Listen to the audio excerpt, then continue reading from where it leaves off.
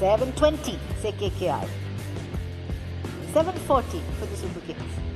IPL ক্যারিয়ারে নিজের সর্বোচ্চ দামে দল পেয়েছেন মুস্তাফিজুর রহমান।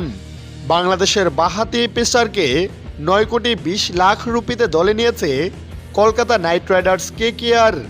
তিনি 2 কোটি রুপির ভিত্তিমূল্যে ছিলেন। বিডে মুস্তাফিজের নাম উঠতেই ভিত্তিমূল্য 2 কোটি রুপিতে তাকে দলে নিতে আগ্রহ দেখায় চেন্নাই সুপার কিংস। গত মৌসুমে চেন্নাইয়ের হয়ে খেলেছিলেন তিনি। তাকে দলে নিতে রীতিমতো মরিয়া ছিলেন আইপিএলের সফলতম ফ্র্যাঞ্চাইজিটি।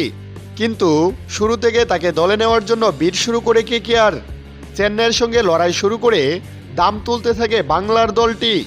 মাঝখানে দিল্লি তাকে দলে নেওয়ার বিডে প্রবেশ করেছিল, তবে দাম 4 কোটির উপরে উঠতেই সরে যায় দিল্লি। এরপর মুস্তাফিজকে দলে নেওয়ার লড়াই শুরু হয় কলকাতা ও চেন্নাইয়ের মধ্যে।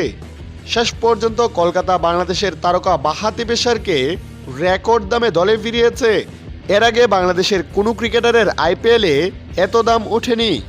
আইপিএলে 2016 সালে মুস্তাফিজের অভিষেক হয়।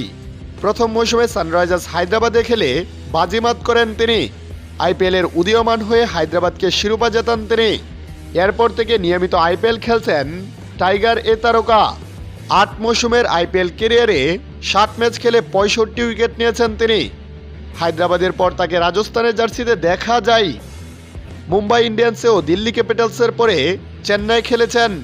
এবার খেলবেন কেকেআরে।